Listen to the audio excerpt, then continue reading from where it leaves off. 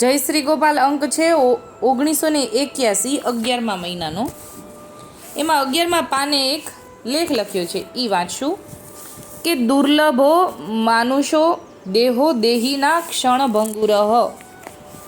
નીચે તો ગુજરાતીમાં લેખ છે, એ આપણે વાંચશું કે જગતના લોકો કલિકાલના વિષય વાતાવરણમાં પણ સહજ રીતે પોતાનો ઉદ્ધાર કરી પરમ પદ પ્રાપ્ત કરી શકે એવો કોઈ પણ સુલભ માર્ગ હોય તો તે પુષ્ટિ માર્ગ જ છે.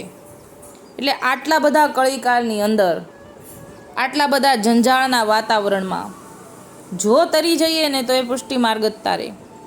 વેદશાસ્ત્રની મર્યાદાને જરા પણ બાદ ન આવે અને પ્રાણી માત્ર પોતાનો આલોક પરલોક સફળ સાર્થક કરી શકે એવા તેના સિદ્ધાંત રહસ્ય પ્રભુ શ્રી ગોપાલાજી તથા પ્રભુ શ્રી ગોપેન્દ્રલાલજી અને શ્રી જમનેશ મહાપ્રભુજીએ સચોટ બતાવ્યા છે. એટલે એવા સિદ્ધાંતો બતાવ્યા છે જેના દ્વારા આપણે આલોક અને પરલોક, એટલે કે અત્યારનું જીવન અને અત્યારના જીવન પછીનું જીવન, ગોલોકધામમાં લીલામાં પહોંચવાનું જીવન, એના સિદ્ધાંતો બતાવ્યા છે. સંસારમાં જ્યાં જ્યાં દ્રષ્ટિ કરીશું ત્યાં ત્યાં દિન રાત મનુષ્યો એવા શોધમાં મશગુલ હોય છે કે પોતાના નિત્ય સુખ શાંતિ આનંદની પ્રાપ્તિ કઈ રીતે થઈ શકે.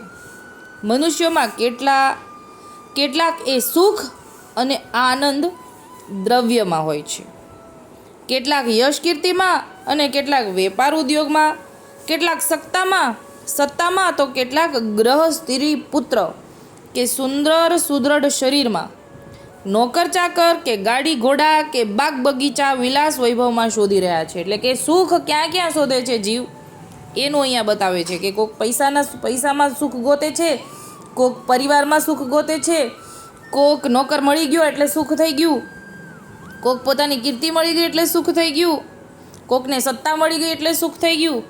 હવે આ બધું સુખ શું ક્ષણિક છે કે લાંબુ છે, એના વિશે આપણને આગળ સમજાવે છે કે પ્રભુજીએ સૃષ્ટિની રચના કરી, પોતાની થોડી થોડી રચના એ બધી વસ્તુમાં મૂકેલી છે.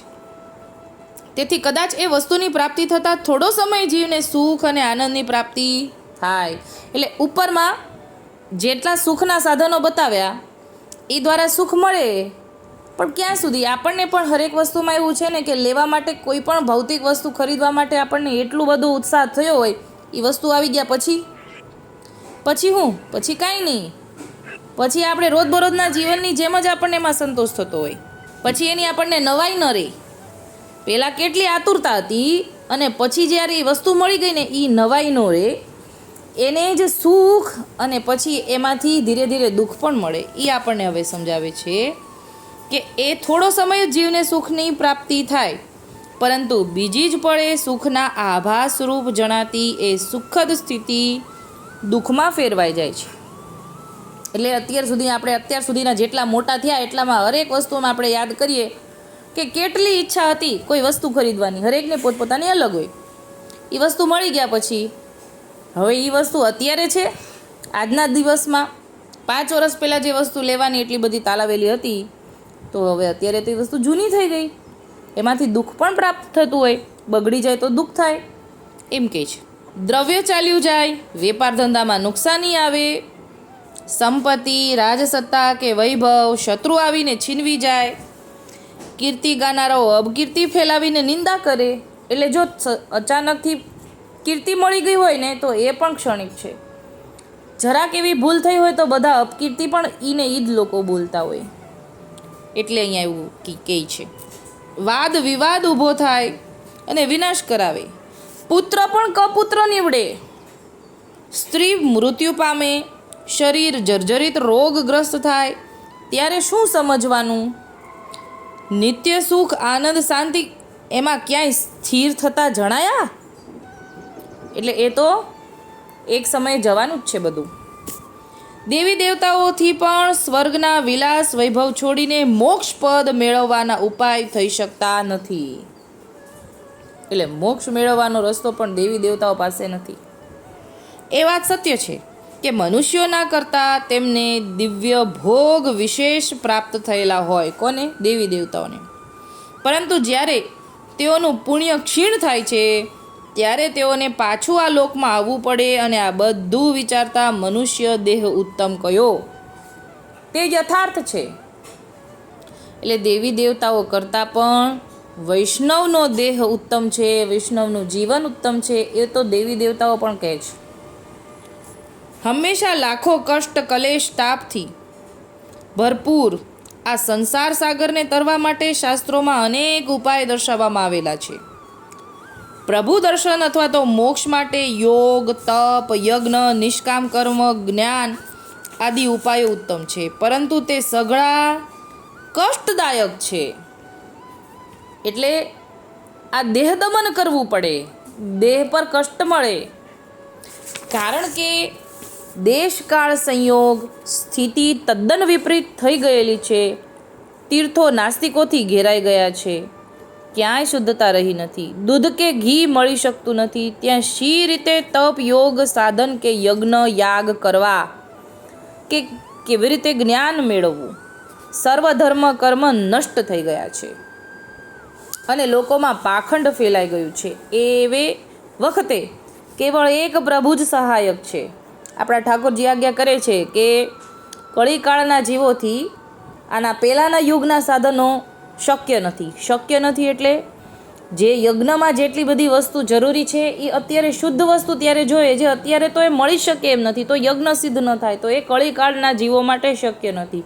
તો આપણે બધા નિસાધન દશાના જીવ છે, આપણે સાધન કરવાનું નથી, એટલે કેટલો સરળ પુષ્ટિ માર્ગ આપણને આપ્યો. ઠાકોરજી કેટલા સહાયક છે એમ આપણને અહીંયા સમજાવે છે. પ્રભુ જ સર્વશ્રેષ્ઠ છે.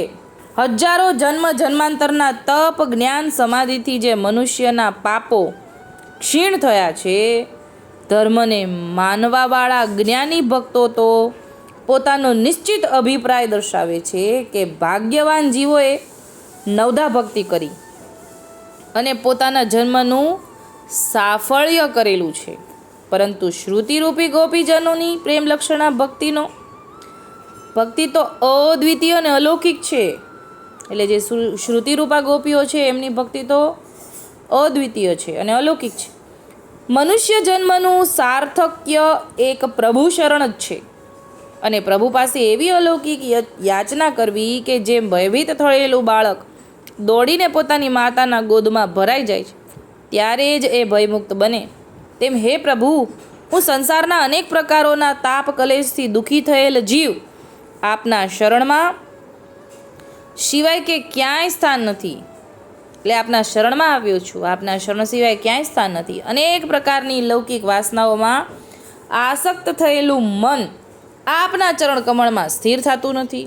એટલે કે આપણું મન તો ખોટી જગ્યાએ ભટકે છે. હકીકતમાં તો ઠાકોરજીના ચરણમાં સ્થિર થવું જોઈએ, ભટકવું ન જોઈએ.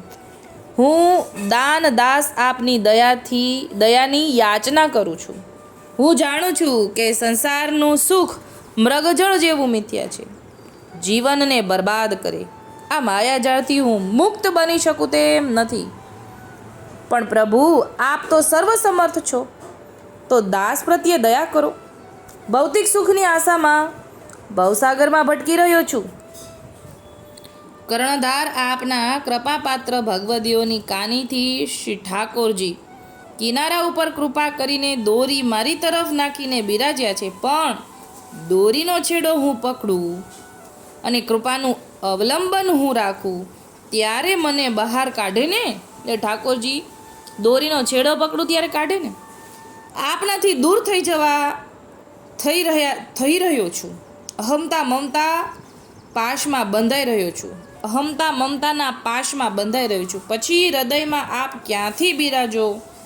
હું જીવ દુષ્ટ છું, જેથી મારો સ્વભાવ બદલવો મુશ્કેલ છે. મારી દુષ્ટતા હું જાણું છું, છતાંય છોડી શકતો નથી. એટલે કે જીવ પોતે જાણતો જ હોય પોતે કેટલો છે. જીવનો ધર્મ આપની સેવા કરવાનો છે, એ ધર્મ પણ હું ભૂલ્યો.